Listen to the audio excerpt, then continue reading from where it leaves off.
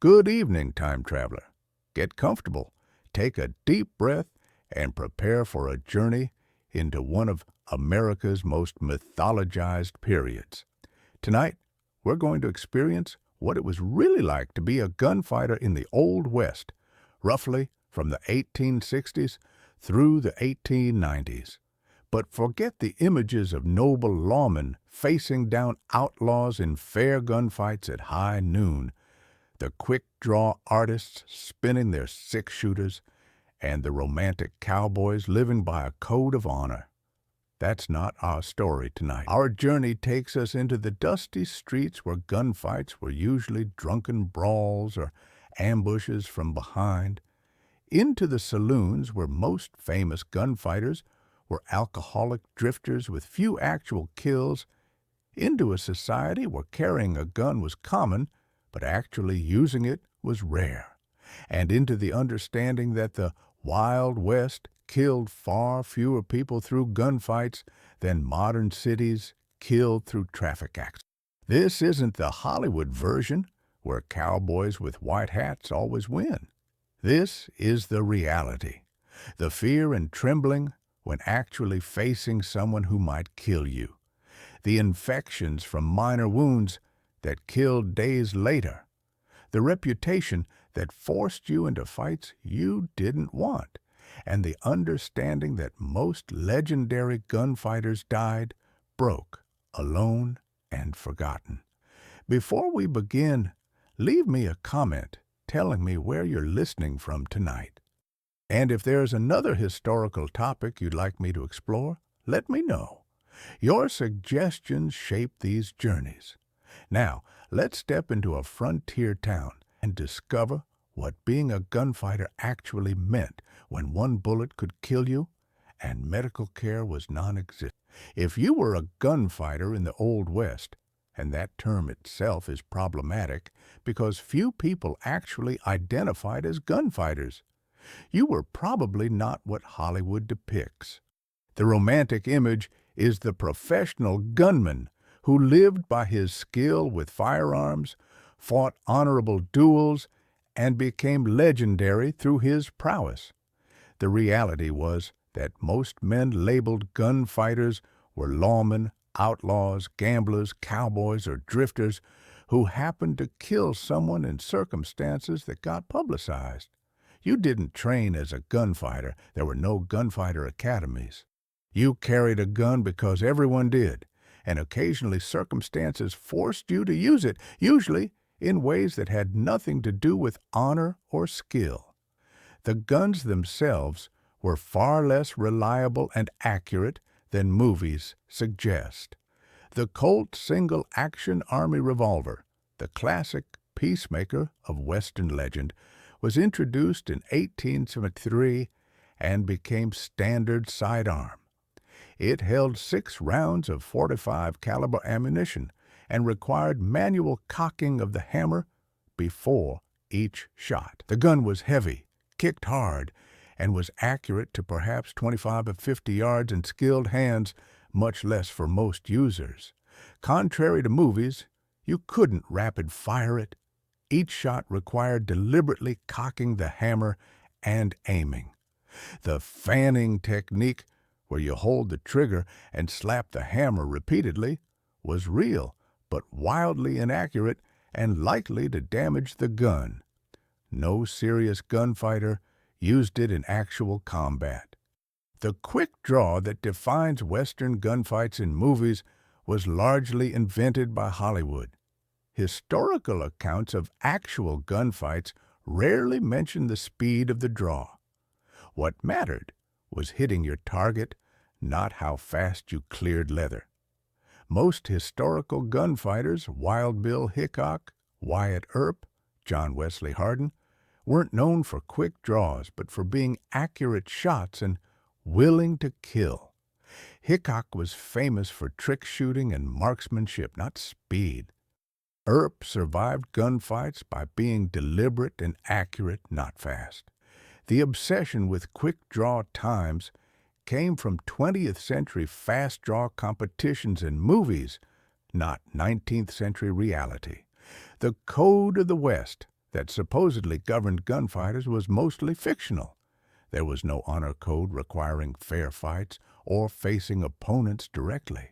Real gunfighters ambushed enemies, shot them in the back, ganged up on single opponents, or simply murdered them in their sleep, if that was safer. Wild Bill Hickok's most famous gunfight, killing Davis Tutt in Springfield, Missouri in 1865, was closest thing to a fair fight by Western standards, and even that started as argument over a poker debt. Hickok and Tutt faced each other across a public square and fired. Hickok's shot killed Tutt. But this was exceptional.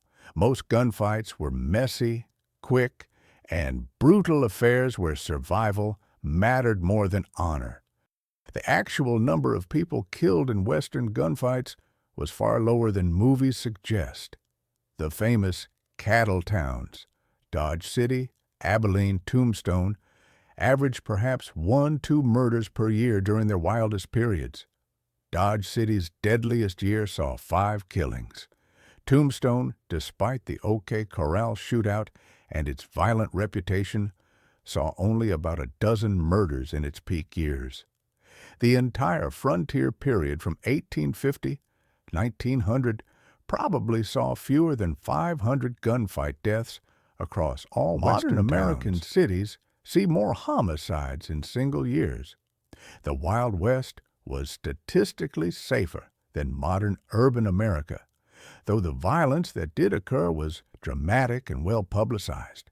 The famous gunfighters whose names everyone knows, Wild Bill Hickok, Billy the Kid, Jesse James, Doc Holliday, Wyatt Earp, were exceptional precisely because they were unusual. Most gun-carrying Westerners never killed anyone. Most towns went years without a shooting. The famous gunfighters became famous because their violence was remarkable, not because it was typical. And even their body counts were exaggerated. Billy the Kid supposedly killed 21 men by age 21. The reality was probably 4 to 9 verifiable kills. John Wesley Hardin claimed 40-plus kills, but probably killed 20-30. Wild Bill Hickok's confirmed kills numbered perhaps 6 to 10. The legendary gunfighters of the Old West killed fewer people combined than single modern gang shootings. The lifestyle of a gunfighter was not glamorous, but sordid and dangerous. If you had a reputation as a killer, you couldn't settle down or live peacefully because that reputation followed you. Every drunk with a gun wanted to test himself against you. Every lawman watched you suspiciously. Every argument could become deadly because people knew you'd killed before and assumed you'd do it again. The reputation that supposedly brought respect actually brought constant danger and prevented normal life. Many famous gunfighters tried to escape their reputations. Wyatt Earp became a saloon owner and mining prospector. Doc Holliday just wanted to die peacefully. He had tuberculosis. Wild Bill Hickok performed in Buffalo Bill's show and played poker to make ends meet. The gunfighter life was something to escape, not embrace. The pay for gunfighting was essentially non-existent. There were no professional gunfighters paid to fight. That's pure Hollywood invention. Lawmen were paid modest salaries, perhaps $50 or $100 per month for a town marshal, less for deputies. Outlaws made money through robbery and theft, not gunfighting. Hired guns who worked for cattle barons or mining companies during range wars were paid ranch hand wages with perhaps bonuses for dangerous work. But the idea of professional gunmen hiring out their skills in formal duels never existed. Most gunfighters were broke most of the time, living hand-to-mouth through gambling, odd jobs, or crime. The physical reality of being shot in the Old West was that even minor wounds often proved fatal. There were no antibiotics, antiseptic surgery, or trauma medicine. If you were shot, the bullet itself might not kill you, but infection almost certainly would. Gangrene, sepsis, and blood poisoning killed many gunfight survivors days or weeks after being wounded. Gut shots, bullets to the abdomen, were essentially death sentences causing slow, agonizing death over days. The famous gunfighter John Wesley Hardin survived being shot multiple times but suffered chronic pain and disability from his wounds.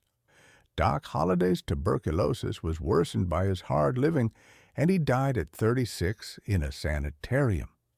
The survivors of gunfights often lived with permanent disabilities, chronic pain, and shortened lifespans. The famous shootout at the OK Corral in Tombstone, Arizona, in October 1881, illustrates how messy real gunfights were. The fight lasted perhaps 30 seconds. About 30 shots were fired by 9 participants at distances of 6-10 feet. 3 men had died and 3 were wounded. The shooting was chaotic. The Earp faction and the Cowboy faction fired at each other from close range in a narrow lot behind a corral. It wasn't a formal duel, but a planned confrontation that escalated into shooting.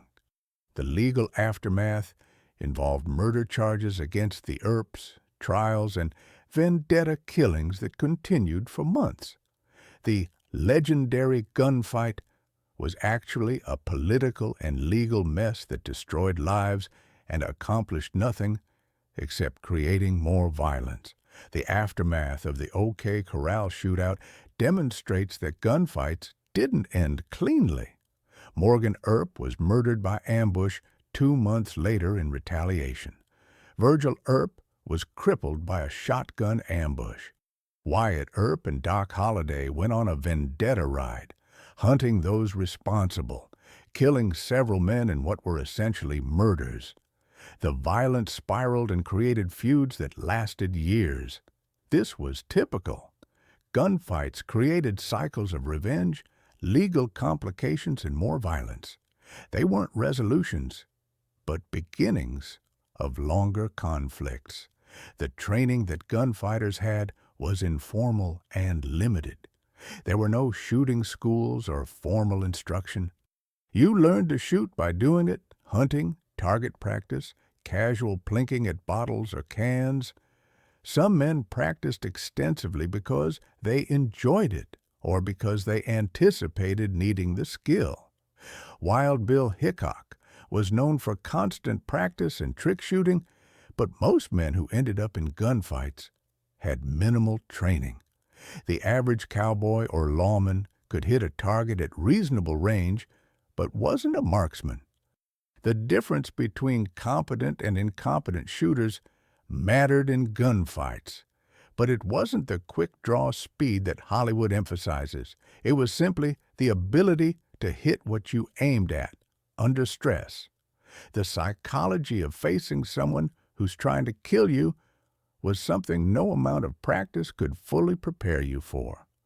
The historical accounts from actual gunfighters describe the fear, the adrenaline rush, the tunnel vision, the shaking hands, and the overwhelming urge to flee. Some men froze in the moment, others fled and were shot in the back. The ones who survived and became legendary were those who could function despite the fear, who could aim and fire accurately while terrified. This psychological ability to overcome survival instinct and fight effectively was what separated survivors from victims, not technical shooting skill. The weapons that gunfighters carried varied widely. The Colt Peacemaker was popular but expensive, $17 in 1870s, roughly equivalent to $400 today. Many men carried cheaper revolvers or older percussion cap models. The calibers ranged from 22 to 45, with 44 and 45 being most common for serious defensive use. Shotguns were actually preferred for close quarters fighting. A 12-gauge double-barrel shotgun was more effective in a saloon brawl than any revolver. Rifles were carried when traveling, but impractical for town use. The gunfighter's weapon choice reflected practical needs more than romantic ideals. You carried what you could afford and what worked. The holsters and carry methods evolved over time. Early gunfighters often carried revolvers in pockets or tucked in waistbands. The gun belt with drop holster, the classic Western rig, didn't become common until 1870s, 1880s.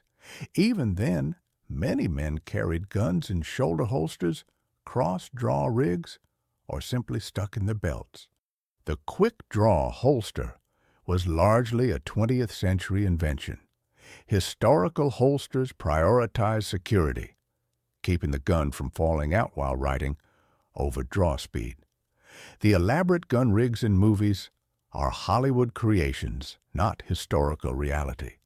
The accuracy of Western-era handguns was limited by crude sights, heavy triggers, and black powder ammunition that created smoke obscuring your target. After firing 1 or 2 shots, you were shooting blind through smoke. The Colt Peacemaker had a small front sight and a groove in the frame for rear sight, adequate for close range but hard to use precisely. Most gunfights occurred at distances of 10-20 feet, where marksmanship mattered less than simply pointing the gun in the right direction and pulling the trigger repeatedly. The gunfights at longer ranges, Wild Bill Hickok vs. Davis Tutt at 75 yards, were exceptional specifically because they required actual marksmanship. The famous gunfighters were often lawmen rather than outlaws, though the distinction was sometimes blurry. Wyatt Earp was town marshal in multiple Kansas cattle towns and deputy sheriff in Arizona. Wild Bill Hickok served as marshal of Abilene. Bat Masterson was sheriff of Ford County, Kansas. These men killed primarily while enforcing law, though their methods often resembled murder more than law enforcement. They also gambled, ran saloons, and engaged in various questionable activities. The lawman-outlaw distinction was more about which side of a political or economic conflict you were on than about actual morality or behavior. The outlaws who became famous gunfighters, Jesse James, Billy the Kid, the Dalton Gang, Butch Cassidy, were criminals who happened to be good with guns, not professional gunfighters. Jesse James was bank and train robber who killed witnesses and pursuers as necessary. Billy the Kid was cattle rustler and participant in Lincoln County War who killed enemies in what was essentially a private war between competing business factions. The Dalton Gang robbed trains until they attempted to rob 2 banks simultaneously in Coffeyville, Kansas, and were gunned down by armed townspeople. 4 gang members killed, 1 captured and wounded. These outlaws' gunfighting was incidental to their criminal activities, not a profession in itself. The Lincoln County War in New Mexico Territory, 1878-1881, shows how gunfighters were usually participants in larger economic and political conflicts. The war was between rival merchant factions competing for government contracts and commercial dominance. Billy the Kid fought for the Tunstall-McSween faction against the Murphy-Dolan faction. The fighting included ambushes, sieges, murders, and a final battle where the McSween house was burned with defenders inside. Billy the Kid emerged from this conflict with a reputation as a killer, but he was fighting in a factional war, not engaging in personal gunfights. His subsequent outlaw career and death at age 21 by Sheriff Pat Garrett's bullet made him legend, but his actual life was short, brutal, and driven by circumstances more than character. The Johnson County War in Wyoming, 1892, similarly shows gunfighters as hired muscle in economic conflicts. Wealthy cattle barons hired gunmen, including several famous Western figures, to eliminate small ranchers and rustlers, who they claimed were stealing cattle. The hired guns, the regulators, invaded Johnson County, murdered several ranchers, and were besieged by local citizens until U.S. cavalry rescued them. The hired gunmen were paid $5 per day plus $50 bonus for each person killed.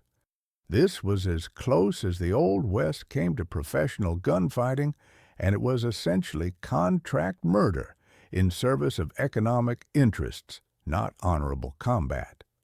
The psychology of killing haunted many gunfighters. Despite the glamorization, most men who killed felt guilt, trauma, or psychological damage. John Wesley Hardin's autobiography describes his first killing at age 15 as self-defense against a former slave, but his subsequent killings show progression toward casual violence. By his 40s, having killed perhaps 20-30 men, he was broken alcoholic with destroyed life. Wild Bill Hickok reportedly regretted his killings and drank heavily. Doc Holliday was dying of tuberculosis and seemed almost to seek death in gunfights. The psychological cost of killing, combined with the constant fear of being killed in revenge, created lives of misery despite the legendary status. The role of alcohol in Western violence was enormous. Most gunfights occurred in or near saloons between drunk or drinking men.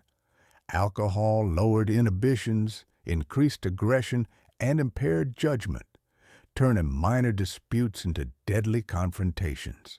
Many famous gunfighters were alcoholics. Hickok, Holliday, Hardin all had serious drinking problems.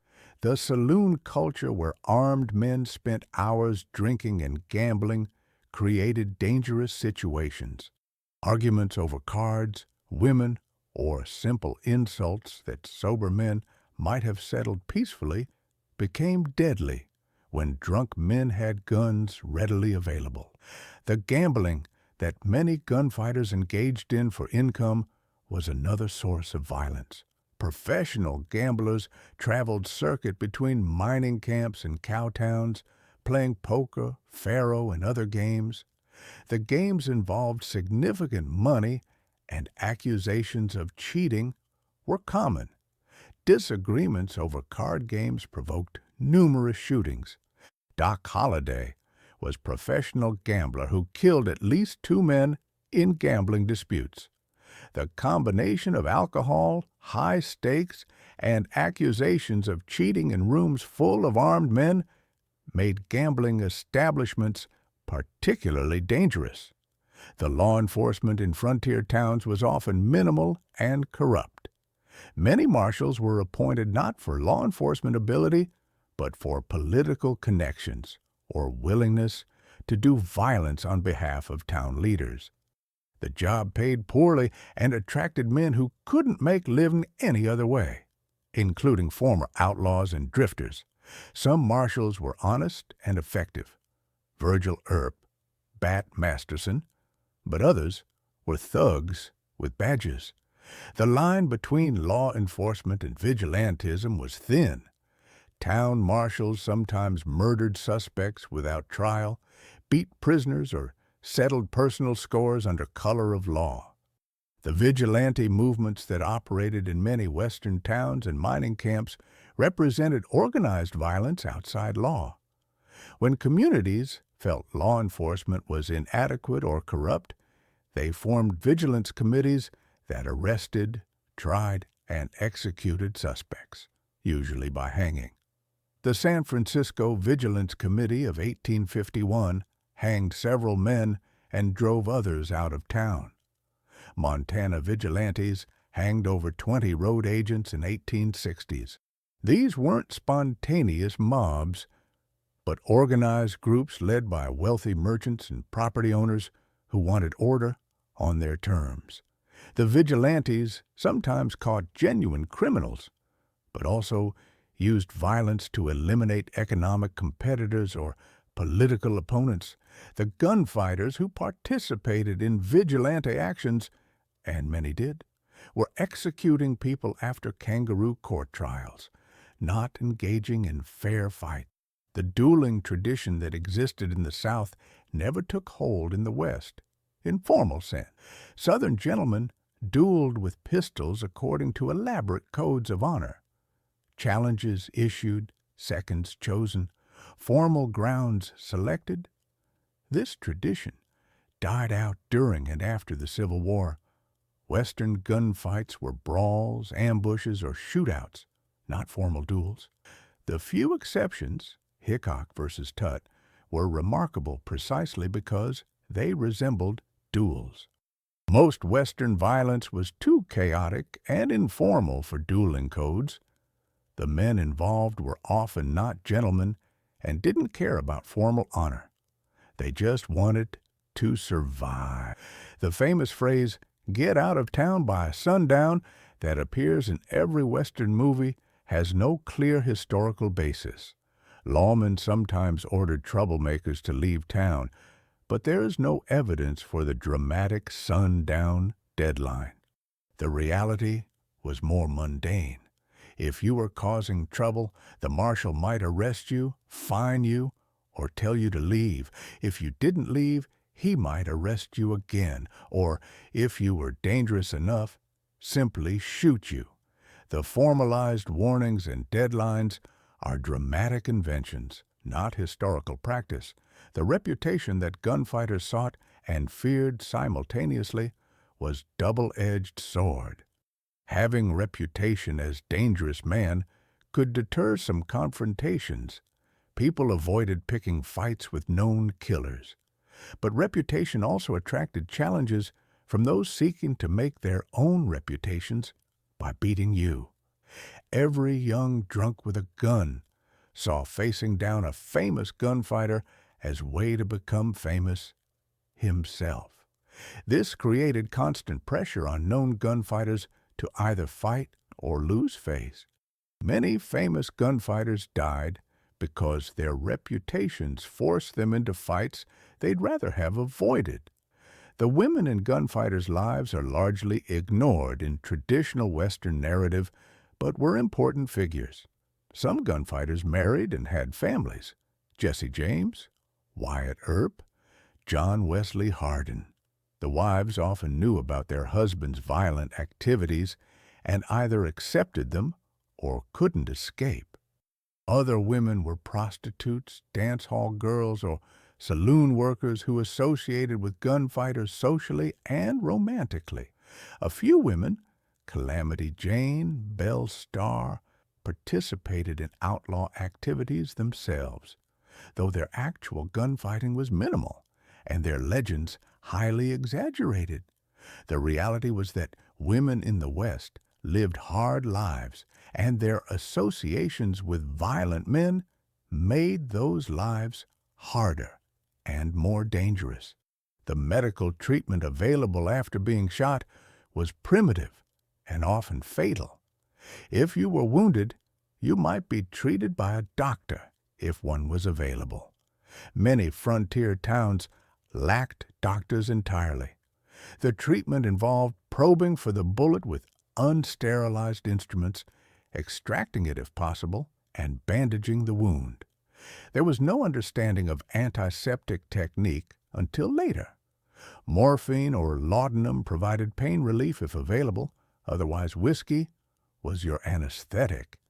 Many gunshot victims survived the initial wound only to die days later from infection, gangrene, or blood poisoning. The survivors often lived with bullets still lodged in their bodies. Removal was too dangerous, so bullets were left in place if they weren't causing immediate problems. The famous last words attributed to gunfighters are often invented or embellished. Wild Bill Hickok allegedly said, "Agnes, I have no time to fool with you now," to his wife before being shot.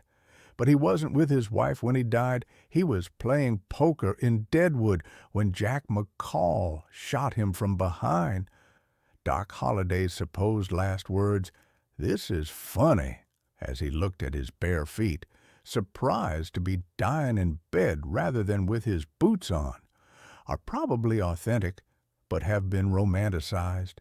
Most gunfighters' actual last words were unrecorded or mundane. The dramatic deathbed pronouncements are largely fictional.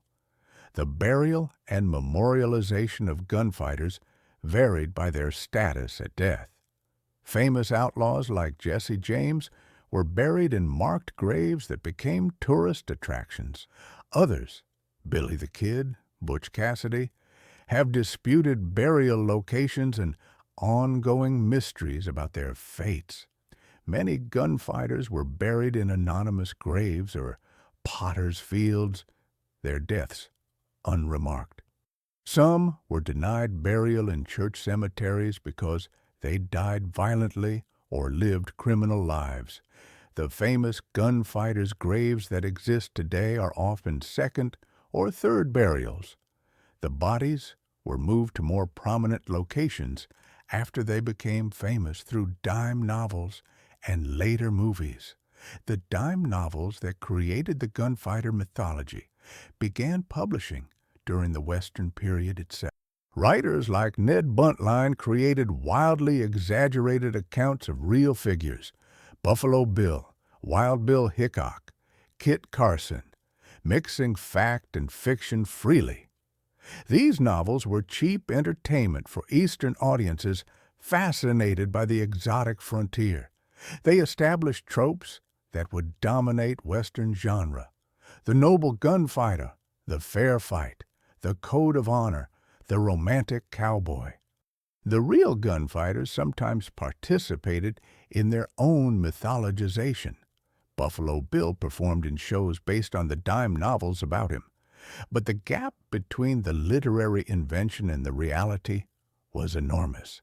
The transition to more settled society in the 1880s-90s gradually eliminated the conditions that created gunfighters.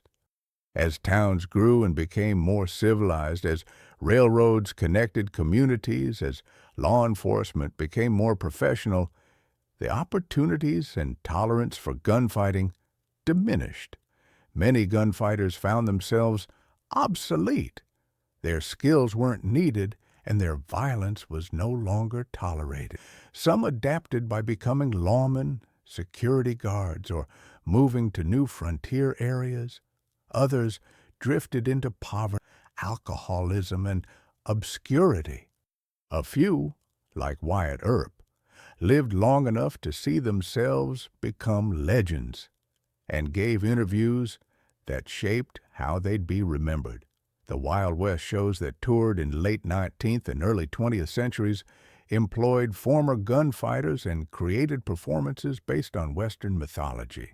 Buffalo Bill's Wild West show featured trick shooting, mock gunfights, and reenactments of historical events.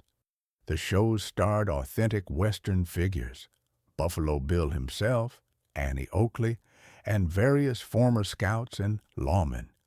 But the performances were entertainment, not historical reenactment.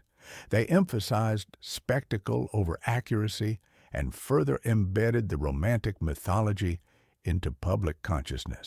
The gunfighters who performed in these shows, Wild Bill Hickok briefly performed before being murdered, found that performing Western violence was more profitable and less dangerous than actually living it. The early Western films that began in the 1910s and 20s established visual language that defined the genre. The Great Train Robbery, 1903, was one of the first narrative films and was a Western. Silent film cowboys like Tom Mix and William S. Hart created the iconic Western hero: strong, silent, skilled with guns, defender of justice. These films borrowed from dime novels and Wild West shows, but added new elements through cinema's visual power. The staged gunfights, the quick draws, the showdowns on empty streets. These became standard through repetition in films, not because they reflected history, By the time sound films arrived in late 1920s, the Western genre was established, and its conventions were far removed from historical reality. The historical gunfighters who lived into the 20th century often gave interviews and wrote memoirs that shaped how their era was remembered.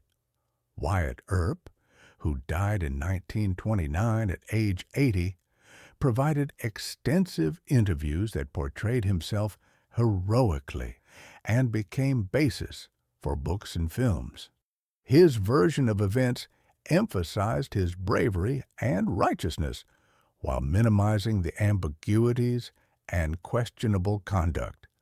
Bart Masterson became sports writer in New York and wrote columns about the Old West, mixing accurate memories with embellished stories.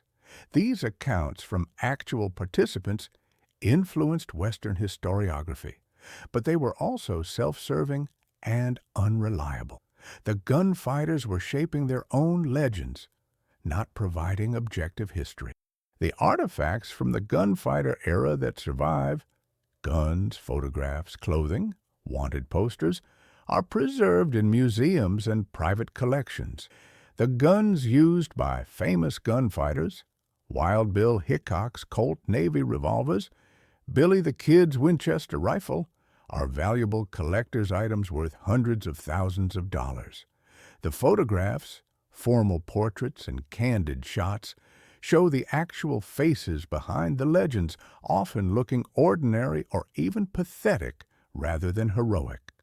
The wanted posters with reward amounts show the economic reality. Most outlaws had prices on their heads ranging from $500 to $5,000, significant sums, but not fortunes. These physical remnants provide tangible connection to the historical reality beneath the mythology.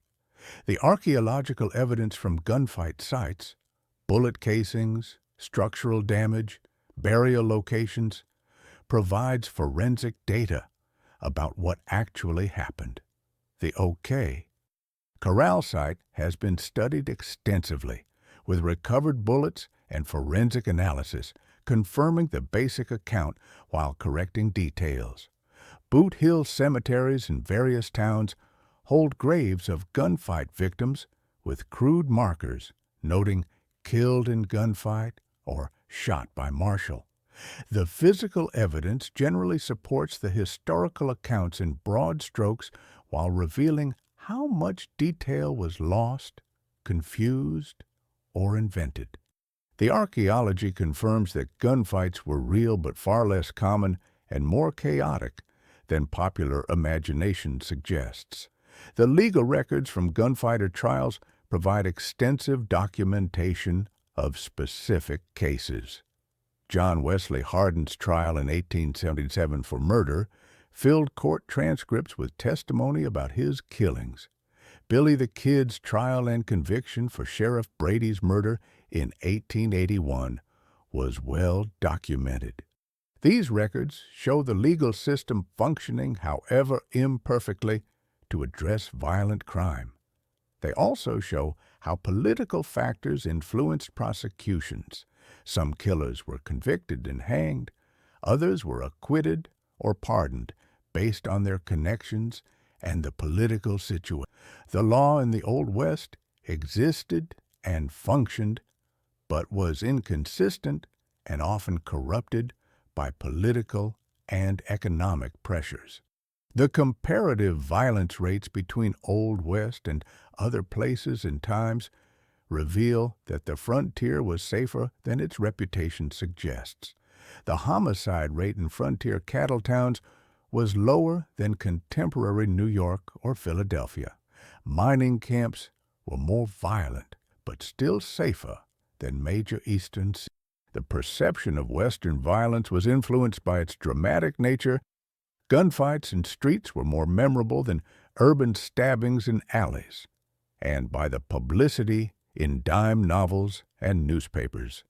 The Eastern media portrayed the West as lawless and savage, partly because that narrative sold newspapers and books, not because it was statistically accurate. The economic analysis of Western violence shows it was driven by specific conflicts over resources. The range wars between cattle barons and small ranchers, the conflicts between mining companies and independent miners, the feuds between rival town factions. These were economic disputes that became violent. The gunfighters were participants in these conflicts, hired or self-interested parties fighting over land, water rights, mining claims, or political control. The romantic narrative of individual honor and personal courage obscures that Western violence was fundamentally about economic interests. The men who became legendary gunfighters were usually on one side or another of these economic conflicts, not neutral figures enforcing abstract justice. The daily routine of someone with a gunfighter reputation varied by how they made their living. Wyatt Earp worked as saloon bouncer, gambler, and sometime lawman. His days involved tending bar, playing cards, and occasionally arresting drunks or troublemakers. Wild Bill Hickok's routine before his death involved playing poker, drinking, and performing in Buffalo Bill's show when that work was available. Doc Holliday practiced dentistry sporadically, but mainly gambled for income. Most gunfighters spent their time doing ordinary work, punching cattle, prospecting, gambling, bartending, and only occasionally engaged in violence. The gunfighting itself was rare occurrence in lives otherwise filled with mundane activity. The clothing that gunfighters wore was practical workwear, not the elaborate costumes of Western films. Cowboys wore durable pants, shirts, vests, boots designed for riding, and wide-brimmed hats for sun protection. Lawmen dressed similarly, perhaps with a badge. The fancy embroidered shirts, silver-studded gun belts, and white hats versus black hats, color coding, are Hollywood inventions. Historical photographs show gunfighters in ordinary, often shabby clothing. Wyatt Earp's photos show him in simple dark suits. Wild Bill Hickok wore flamboyant clothing occasionally, but more often dressed in practical frontier garb. The visual language that identifies heroes and villains in films didn't exist historically. The horses that gunfighters rode were working animals, not the magnificent steeds of Western films. The average horse cost $25, $50, and most men rode whatever they could afford. The horses weren't bred for speed or beauty, but for endurance and ability to survive on prairie grass. Gunfighters on the run didn't ride single horse hundreds of miles. They stole or bought fresh mounts regularly because constant riding would kill a horse. The romantic image of man and horse as inseparable partners was largely false. Horses were transportation, and when one wore out or died, you got another. The food that gunfighters ate was monotonous and often inadequate. On the trail, you ate beans, bacon, hardtack, and coffee, the same rations cowboys ate. In towns, you ate in cheap restaurants or saloons. Steak, if you had money, stew, if you didn't. The cuisine was heavy, bland, and unhealthy by modern standards. Malnutrition and scurvy affected many frontiersmen. The romantic campfire scenes in films where cowboys eat well and joke around ignore that the reality was often near starvation on poor rations eaten in exhaustion and misery. The sleeping arrangements for itinerant gunfighters meant cheap hotels when available, bedrolls on the ground when not. Hotels in cattle towns and mining camps were often flea-infested, with shared rooms and questionable bedding. On the trail, you slept on the ground, using your saddle as pillow, hoping it wouldn't rain and that scorpions or snakes wouldn't crawl into your blankets. The comfort level was minimal. Wild Bill Hickok was sleeping in a cheap Deadwood hotel when he was murdered. Jesse James was living in a rented house under assumed name when Robert Ford shot him. The accommodations available to gunfighters, even famous ones, were basic at best. The hygiene that gunfighters maintained was poor by modern standards. Bathing was infrequent, perhaps once a week or less. Clothes were worn until they literally fell apart. Dental care was non-existent beyond occasional tooth extractions. The combination of poor hygiene, bad diet, tobacco use, and hard living meant that most gunfighters looked older than their years and suffered from various chronic health problems. The handsome, clean-shaven heroes of Western films bear no resemblance to actual gunfighters who were often dirty, smelly, and suffering from tooth decay, lice, and various diseases. The literacy levels among gunfighters varied widely. Some were well-educated. Doc Holliday had a dental degree. John Wesley Hardin studied law in prison. But many were barely literate. The autobiographies attributed to gunfighters were usually written by ghostwriters based on interviews. The wanted posters and legal documents show that many outlaws couldn't write their own names. Literacy wasn't necessary for gunfighting, and the frontier attracted many men who'd received minimal education. The articulate, educated gunfighter of films is exception rather than rule. The specific example of John Wesley Hardin illustrates gunfighter reality. Hardin claimed to have killed 40-plus men, though the verified count is probably 20-30. He killed his first man at age 15 in 1868 and spent the next 12 years killing, fleeing law, and living as outlaw. He was finally captured in 1877, tried, and sentenced to 25 years in prison. In prison, he studied law and wrote his autobiography. He was pardoned after 15 years and attempted to practice law in El Paso, Texas. But his violent reputation and drinking made legitimate life impossible. He continued getting into conflicts, and in 1895, he was shot in the back of the head by a lawman while playing dice. He died at age 42, most of his adult life spent either killing people, running from law, or imprisoned. His life was wasted potential. Intelligent man who might have accomplished something, but instead destroyed himself and others through violence. The Billy the Kid mythology versus reality gap is enormous. The real Billy the Kid, William Bonney, was a young man caught up in Lincoln County War who killed perhaps 4 to 9 men in combat and murder.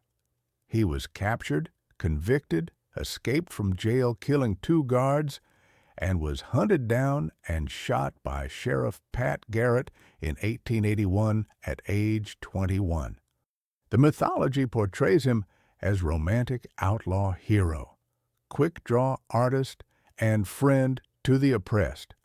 The reality was a violent young man involved in sordid economic conflict who killed guards while escaping jail. Hardly heroic behavior. The gap between Billy the Kid as historical person and Billy the Kid as legend shows how thoroughly mythology has replaced reality in public consciousness. The Jesse James story similarly shows mythology obscuring reality.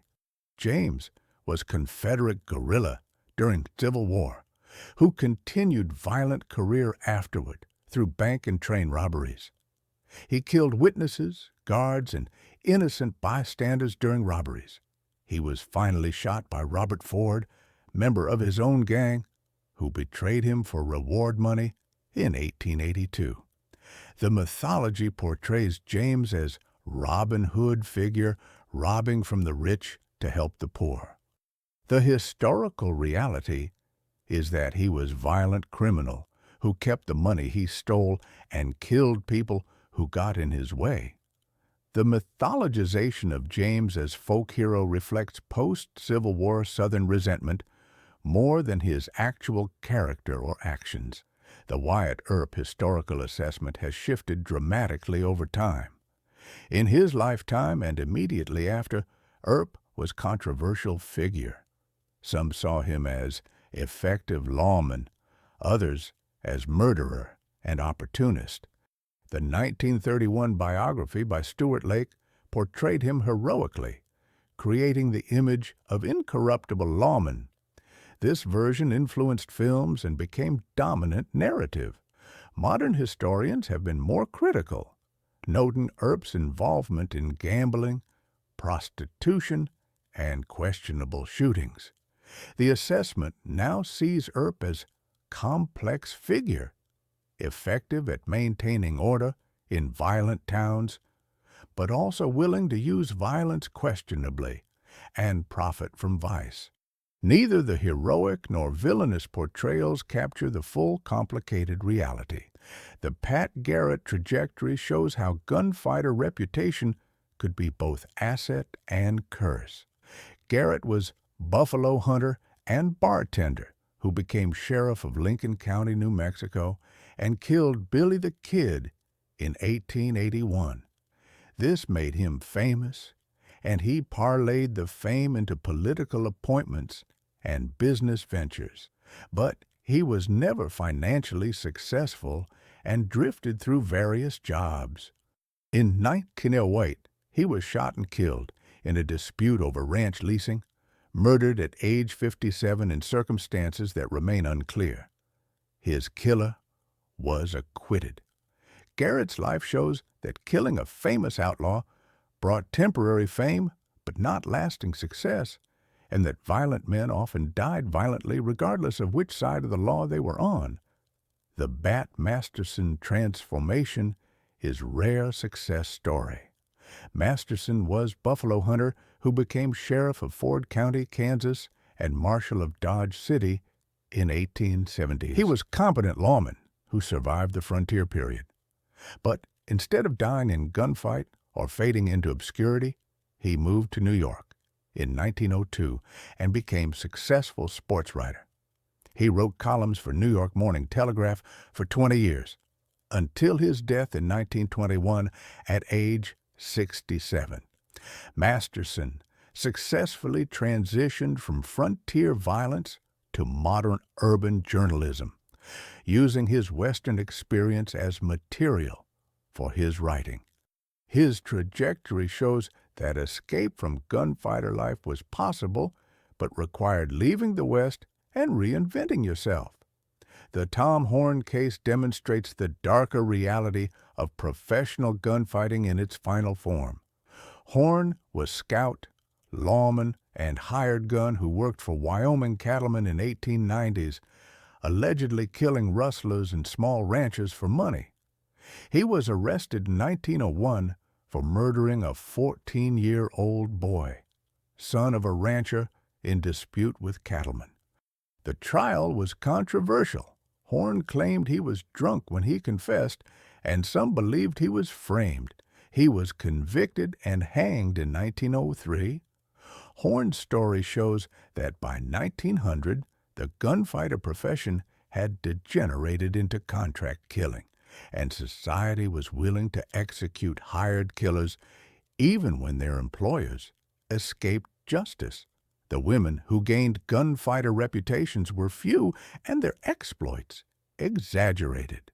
Calamity Jane, Martha Canary, claimed various adventures, including scouting and gunfighting, but evidence suggests she was primarily prostitute and camp follower who embellished her past.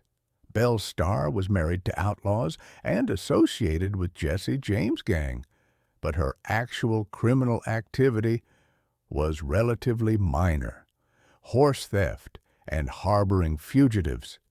She was murdered in 1889 in circumstances that remain unclear. Annie Oakley was genuinely skilled exhibition shooter, but never participated in actual gunfights. The female gunfighter of Western films, typically a beautiful woman who's deadly with guns but still feminine, is fantasy with virtually no historical basis. The racial dimensions of Western violence are often ignored in traditional gunfighter narratives. Native Americans were frequent victims of violence by white settlers, soldiers, and gunfighters. Black cowboys and lawmen existed, but faced discrimination and violence. Mexican Americans in the Southwest were often targets of Anglo violence. John Wesley Hardin's first killing was shooting a former slave who he claimed had assaulted him. The racial dynamics influenced both the killing and Hardin's lack of legal consequences. The West wasn't the colorblind frontier of some film portrayals, but a racially stratified society where violence frequently had racial dimensions. The Chinese immigrants in Western mining towns faced organized violence, including massacres. The Rock Springs Massacre in Wyoming in 1885 saw white miners murder at least 28 Chinese miners and drive hundreds more from the town. Anti-Chinese violence occurred in many Western communities, and Chinese residents had little legal recourse. The gunfighters and lawmen who populate Western mythology generally participated in or ignored this racial violence. The romanticized Western narrative focuses on white-on-white violence while minimizing the racial violence that was actually more prevalent and systematic. The Native American perspective on Western violence sees the gunfighters as part of a larger pattern of invasion and genocide. The Indian Wars that occurred throughout the Western period killed thousands of Native Americans and destroyed their societies. The famous cavalry officers and Indian fighters who populate Western films, Custer, Crook, Miles, were participants in military campaigns that modern standards would recognize as ethnic cleansing. The gunfighters who fought Indians or supported expansion were part of this process. The Native American experience of the Wild West was dispossession, massacre, and forced relocation, not romantic adventure. The gunfighter reputation decay over time shows how quickly violent men were forgotten.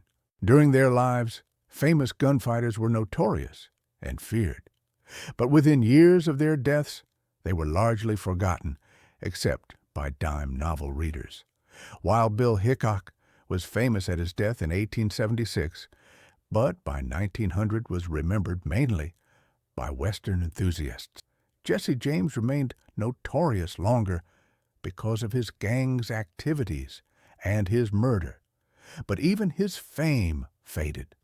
The 20th century revival of interest in gunfighters came through films and television, not continuous historical memory. The gunfighters themselves weren't significant enough historically to be remembered without entertainment industry keeping their legends alive. The professional historian's assessment of the gunfighter era emphasizes that Western violence was statistically rare, economically motivated, and far less significant than mythology suggests. The total deaths from gunfights across the entire frontier period numbered in the hundreds, not thousands. The famous gunfighters killed perhaps 200, 300 people combined, a significant number individually, but insignificant statistically. The economic and political conflicts that drove violence, range wars, mining disputes, town rivalries, were local affairs that had minimal national impact. The gunfighter era was brief, roughly 1865, 1895, geographically limited, primarily Kansas, New Mexico, Arizona, Wyoming, and affected relatively few people directly. The archaeological and historical preservation efforts have documented gunfight sites and gunfighter graves, creating tourist infrastructure around Western violence. Boot Hill cemeteries, the OK Corral site, Fort Sumner, where Billy the Kid died, Deadwood, where Hickok was killed. These are tourist destinations with museums, reenactments, and gift shops. The commercialization of gunfighter history has created economic incentive to maintain and embellish the legends. The towns that were scenes of famous gunfights have built industries around that violent history, creating tension between historical accuracy and commercial appeal. The reenactment culture that recreates gunfights for entertainment has evolved its own traditions separate from history. The staged gunfights in Tombstone, Deadwood, and other Western tourist towns follow theatrical conventions. The good guys always win. The fights are choreographed. Blanks make dramatic noise without danger. The fast draw competitions that test draw speed have created community of enthusiasts who practice techniques that historical gunfighters never used. The cowboy action shooting sport uses period firearms to shoot at targets, combining historical interest with modern sport shooting. These activities keep Western gunfighter culture alive, but further distance it from historical reality. The Hollywood Western's evolution from 1930s through present shows changing social attitudes reflected through gunfighter narratives. The classic Westerns of John Wayne era, 1930s, 60s, portrayed clear moral universe with heroic lawmen and villainous outlaws. The revisionist Westerns of 1960s to 70s questioned these moral certainties, showing morally ambiguous characters and criticizing violence. The spaghetti Westerns emphasized stylized violence and anti-heroic protagonists. Modern Westerns like Unforgiven, 1992, deconstruct the mythology entirely, showing violence as ugly and traumatic. The changing portrayal reflects changing American self-image and attitudes toward violence, using gunfighter narratives as vehicle for exploring these themes. The specific firearms that became iconic through association with gunfighters include the Colt Single-Action Army .45 caliber Peacemaker, Winchester 1873 rifle, the gun that won the West, Colt Navy revolver, .36 caliber percussion, and Remington revolver. These guns became collectibles worth thousands or tens of thousands of dollars. The firearms industry has capitalized on this by producing modern replicas marketed to Western enthusiasts and collectors. The historical significance of these firearms is real. They were the dominant weapons of their era. But the mythological significance far exceeds their actual importance. A Colt Peacemaker was tool for killing, not a magical talisman. Yet collector culture treats it with reverence. The comparison between Old West gunfighters and modern gun culture reveals uncomfortable parallels. The defensive gun carrying that was normal in 1880s West resembles modern concealed carry culture. The fear of being unable to defend yourself that drove Western gun-carrying parallels modern defensive gun ownership. The mythology that portrays gunfighters as defenders of freedom and justice against lawlessness influences modern gun rights rhetoric. But the historical reality that widespread gun carrying created dangerous environment where minor disputes became deadly, that most gunfighters were criminals or violent opportunists, that guns caused more problems than they solved, contradicts the mythology that modern gun culture embraces. The question of whether armed society is polite society that gun rights advocates claim can be tested by Western evidence. The frontier was armed society. Most men carried guns routinely. Was it polite? The historical record shows constant violence, disrespect, and disorder in armed frontier communities. The presence of guns didn't create mutual courtesy, but rather constant danger, where any interaction could become deadly. The famous cattle towns tried to ban guns within city limits precisely because armed men were dangerous. The Dodge City Ordinance requiring guns to be checked at Marshal's office reflected recognition that armed drunks were a threat to public order.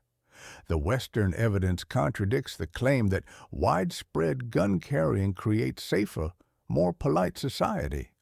The transition from frontier violence to modern gun violence shows continuity and change.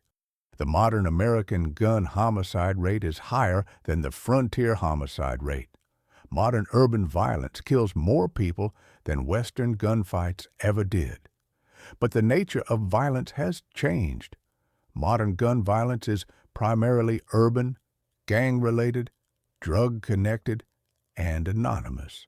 Western gunfights were personal, reputation-based, and often involved known individuals. The technology has evolved from single-action revolvers to semi-automatic pistols with high-capacity magazines. But the fundamental human dynamics, fear, anger, alcohol, male honor culture, remain similar. The gunfighter legacy persists in American gun culture's emphasis on armed self-defense and distrust of authority. The global perspective on American gun culture notes that the Western gunfighter mythology is uniquely American cultural product with limited appeal elsewhere. Other nations had frontier periods and violent histories, but didn't develop equivalent mythologies celebrating individual gunmen. The American fascination with gunfighters reflects specific cultural values: individualism, distrust of government, belief in armed self-defense, and romantic view of violence as means of establishing justice. These values shape American gun policy debates in ways that other developed nations find puzzling. The gunfighter mythology isn't just entertainment, but cultural foundation that influences contemporary politics. The psychological appeal of gunfighter mythology helps explain its persistence despite historical inaccuracy. The gunfighter represents fantasy of individual agency. One person with skill and courage can overcome evil and establish justice. This appeals to feelings of powerlessness in complex modern society where individual action seems futile. The gunfighter is self-made man who needs no credentials or institutional backing, just skill and will. This appeals to anti-authoritarian attitudes and resentment of credentialed elites. The gunfighter faces death with courage, appealing to anxieties about mortality and masculinity. These deep psychological appeals explain why gunfighter mythology persists despite historians' efforts to debunk it. The educational challenge of teaching accurate Western history versus popular mythology creates tension in schools and museums. Should curricula emphasize exciting myths that engage students or accurate history that's less dramatic? Should museums present sanitized, family-friendly versions or include the violence, racism, and exploitation that characterize the period? The commercial pressure to present entertaining mythology conflicts with educational mission to present accurate history. Most Western museums and historic sites compromise, presenting some accurate information while maintaining enough mythology to attract tourists and funding.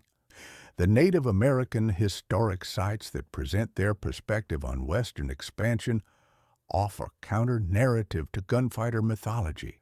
Museums at Little Bighorn, Wounded Knee, and other Indian war sites tell stories of dispossession and violence against indigenous peoples. These narratives portray the cavalry officers and frontier settlers, the heroes of traditional Western narrative, as invaders and killers. The gunfighters who fought Indians or supported westward expansion are villains in this narrative, not heroes. The competing historical narratives reflect ongoing disputes about American history and identity. Whose story gets told? Who are the heroes? And how do we assess morally the frontier period? The question of what actual gunfighters would think of their mythology is unanswerable but interesting to consider. Wyatt Earp, in his later years, participated in shaping his own legend and seemed to enjoy the attention. But many gunfighters died before becoming legendary and never knew they'd be remembered. Would Wild Bill Hickok have appreciated the films made about him, or would he have found them ridiculous? Would Jesse James have enjoyed or resented his portrayal as Robin Hood figure? Would Billy the Kid have wanted to be remembered as tragic hero or forgotten as criminal? The dead can't answer, but the gap between their actual lives, often sordid and wasted, and their legendary status seems ironic. The ultimate assessment of what it meant to be gunfighter in the Old West is that it was dangerous, unrewarding, and generally brief career that ended badly. You might have become gunfighter through circumstances, killing someone in self-defense or in military action, and found that the reputation wouldn't let you escape. You probably drank too much, gambled, and lived hand to mouth. You faced constant danger from enemies seeking revenge and young men seeking to make reputations. If you survived long enough, you either left the West and reinvented yourself, or you died violently, shot in a gunfight, ambushed, or executed by law. Very few gunfighters died peacefully in old age. The life that seems romantic in retrospect was experienced as fear, hardship, and waste by those who lived it. The comparison between gunfighter mythology and reality shows that Americans have created elaborate fantasy only loosely connected to historical truth. The mythology serves cultural and psychological needs, providing heroes, teaching moral lessons, exploring themes of justice and violence. But the mythology obscures historical reality and prevents honest assessment of Western period. Understanding the real gunfighters, flawed, often cruel men who lived brief, violent lives in service of economic interests, doesn't diminish American history, but complicates it in useful ways. History isn't about heroes and villains, but about understanding complex human behavior in specific contexts. The gunfighters were products of their time and circumstances, not timeless archetypes. The survival strategies that worked for gunfighters included avoiding fights when possible, shooting first when unavoidable, staying sober enough to be alert, and leaving town when situations became too dangerous. The gunfighters who survived longest weren't the fastest draws, but the most cautious and willing to flee when necessary. Wyatt Earp survived into his 80s, partly because he was careful and avoided unnecessary fights. Bat Masterson survived by leaving the West entirely. The gunfighters who died young, Hickok at 39, Billy the Kid at 21, Jesse James at 34, stayed in dangerous situations too long or became too confident in their abilities. The legacy of individual gunfighters varies by how they're remembered and what narratives surround them. Wild Bill Hickok is remembered primarily through dime novels and shows, with relatively little historical scholarship. Billy the Kid has generated extensive literature and remains subject of ongoing research and debate. Wyatt Earp has the most developed historiography, with multiple biographies examining him from various perspectives. Jesse James occupies odd position as both criminal and folk hero. The variation in historical attention reflects both the documentation available and the cultural resonance of each figure's story. The forensic analysis of gunfight deaths using modern techniques has revealed information not available to contemporary accounts. Exhumation and examination of Wild Bill Hickok's remains confirmed he was shot from behind at close range. Analysis of bullet wounds in victims from OK Corral Fight revealed the trajectories and distances involved. Forensic evidence sometimes contradicts or clarifies historical accounts, though much evidence has been lost through time and improper burial practices. The scientific examination of gunfighter remains treats them as archaeological subjects rather than legends, revealing the medical and biological reality beneath the mythology. The economic impact of Western violence on communities was significant. Towns with violent reputations struggled to attract respectable settlers and businesses. Insurance rates were higher, property values were depressed. The cattle towns that successfully established order, Dodge City, eventually banned guns and reduced violence, prospered more than lawless communities. The violence wasn't good for business or development. The romanticization of Western violence ignores that contemporary residents recognized violence as problem to be solved, not feature to be celebrated. The town leaders who hired lawmen wanted order, not exciting gunfights. The political careers that some gunfighters attempted after their violent years showed mixed results. Wyatt Earp tried various business ventures and mining claims with limited success. Bat Masterson won elections as sheriff and marshal, but his later life was more successful after leaving law enforcement. John Wesley Hardin tried to practice law after release from prison, but his violent past and continuing conflicts made that impossible. The gunfighter reputation that made them famous also limited their options. Voters and clients were wary of men known for violence. The few who successfully transitioned to respectable life did so by completely leaving their violent pasts behind. The storytelling traditions that preserved gunfighter tales before they were written down involved oral histories, campfire stories, and barroom conversations. Cowboys and frontiersmen told and retold stories about violent events they'd witnessed or heard about. The stories evolved with each telling, growing more dramatic and less accurate. By the time these stories were recorded in dime novels or newspapers, they'd been filtered through multiple retellings and embellishments. The historical accounts we have are often third or fourth-hand versions of events that were probably simpler and less dramatic in reality. Understanding this transmission process helps explain how much mythology obscures history. The photographic evidence from the gunfighter era, formal portraits, town views, crime scene photos, provides visual documentation that both confirms and contradicts popular image. The photographs show ordinary-looking men in plain clothing, small dusty towns with wooden buildings, and the crude infrastructure of frontier life. They don't show the dramatic landscapes and heroic poses of Western films.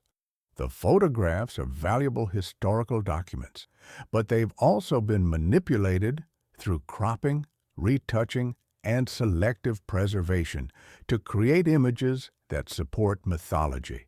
The same photograph can be presented differently depending on whether the goal is historical accuracy or romantic narrative.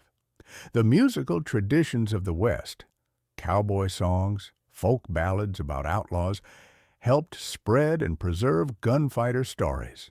Songs about Jesse James, Billy the Kid, and Sam Bass celebrated outlaws as folk heroes and made them sympathetic figures. These songs portrayed outlaws as victims of circumstances or corrupt authorities rather than as criminals. The musical tradition influenced how Americans understood Western violence as romantic and tragic, rather than criminal and destructive. The songs that survive are historical documents of how Western violence was understood by contemporary common people, though they're also highly romanticized and often historically inaccurate. The children's literature and toys based on Western gunfighters marketed violence to young audiences. From dime novels through comic books to television shows, children consume stories about gunfighters shooting bad guys. The toy industry produced cap guns, cowboy costumes, and action figures that let children play at being gunfighters. This normalized and glorified violence in ways that contemporary critics questioned. The debate about whether Western violence in children's entertainment was harmful or harmless parallels modern debates about violent video games and media. The cultural decision to market gunfighter violence to children reflects attitudes about masculinity, violence, and American identity. The revisionist histories that began emerging in 1960s, 70s challenged traditional gunfighter narratives by emphasizing economic motives, racial violence, and moral ambiguity. Historians like Robert Utley and others examined Western violence in context of economic development, showing how gunfights served business interests. They documented the violence against Native Americans, Chinese immigrants, and Mexican Americans that traditional narratives ignored. They portrayed famous gunfighters as complex, often unpleasant individuals rather than heroes. This revisionist scholarship hasn't replaced popular mythology, but exists alongside it, creating tension between academic understanding and popular culture. The question of whether we should celebrate or condemn gunfighters reflects broader debates about how societies should remember violent histories. Should statues honor gunfighters who killed people, including some victims who were probably innocent? Should towns celebrate violent pasts through tourism and reenactment?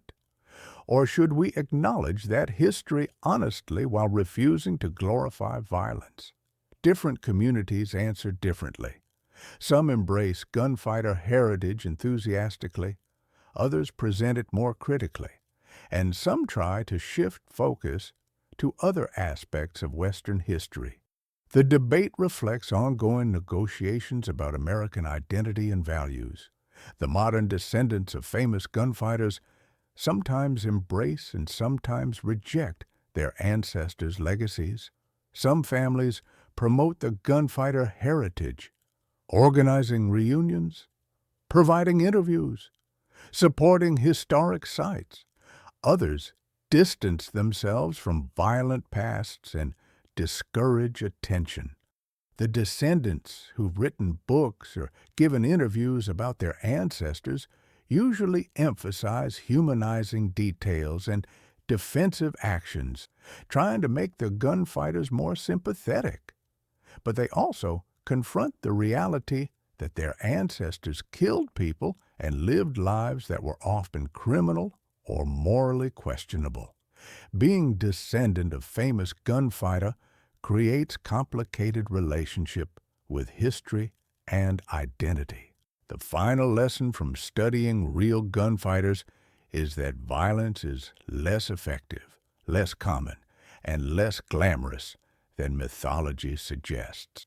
The gunfighters themselves, when they wrote memoirs or gave interviews, often expressed regret about the violence in their lives and wished they'd chosen different paths. The survivors who escaped the gunfighter life did so by leaving the West, changing identities, and finding non-violent work.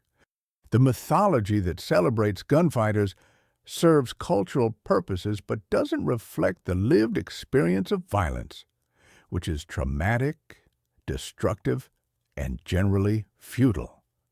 Understanding the real gunfighters helps demythologize violence and recognize it as human failure rather than achievement. So the next time you watch a Western movie, the quick-draw gunfighter facing down villains at high noon, the noble lawman who never misses, the romantic outlaw living by a code of honor, remember the reality. Most gunfights were drunken brawls or ambushes from behind. The famous gunfighters killed fewer people combined than modern gang shootings. Wild Bill Hickok was shot in the back while playing poker. Billy the Kid killed perhaps 9 people before dying at 21, and the deadliest towns 1 to 2 murders per year. Remember that real gunfighters were usually alcoholic drifters. That being shot meant slow death from infection days later, and that the code of the West was Hollywood invention. Real gunfighters shot people in the back, ganged up on opponents, and murdered sleeping enemies when that was safer than fair fights. Being a gunfighter in the Old West wasn't the glamorous life that films portray, but a sordid existence that usually ended badly. You probably killed someone in circumstances you regretted. A drunken argument, a self-defense shooting, or participation in an economic conflict, and found that the reputation wouldn't let you escape. You spent your days gambling, drinking, and doing odd jobs while constantly watching for enemies seeking revenge. Most gunfighters died young and violent, shot in ambushes, executed by law, or simply dying of alcoholism and disease. The few who survived did so by leaving the West and abandoning their gunfighter identities. The life that seems romantic in hindsight was experienced as fear, waste, and regret by those who lived it. And so ends our journey through the real Old West. If you enjoyed this exploration of reality behind the Western mythology, subscribe for more journeys revealing historical truths. Leave a comment telling me which aspect of gunfighter reality surprised you most, or suggest another topic you'd like me to explore. Sleep well, time traveler.